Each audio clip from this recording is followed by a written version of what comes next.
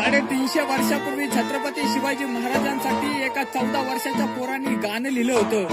ते गाणं कोणतं आणि कोणी लिहिलं शेवटपर्यंत पाहताल तर नक्कीच समजेल. 14 वर्षाचं ते पोरग महाराजांना भेटायला सुटे. त्यांच्या डोळ्यासमोर फक्त काटा खोऱ्यांचा घाटे. एका गावामध्ये जाऊन एका व्यक्तीला विचारतो, अहो सांगा दादा मला महाराज भेटतील कुठे. महाराज भेटतील तुला, ये बाळा त्या रायगडावरती जाऊन. एक मावळ बसलेला असतो रायगडाला पहारा ठेवून. मला महाराजांना भेटायचंय, मी कवी लेखक आहे. मग जा परत महाराजांसाठी एक गाणं ये लिहून. पोरग जातो परत महाराजांसाठी गाणं येतो लिहून. ते गाणं ऐकल्यावर मावळा महाराजांकडे जातो घेऊन. महाराज म्हणतात त्याला, बाळा काय काम काढलं तुमच्यासाठी गाणं लिहिलंय महाराज दाखवू का गाऊन. कवी भूषण त्याचं नाव, ते गाणं गात सुटले. त्या गाण्याने महाराजांच्या अंगाला शहारे फुटले. महाराजांच्या जीवनामध्ये राजांना पहिले गाणे पटले. आणि ऐका माझ्या मावळ्यानो ते गाणं आहे कुठले.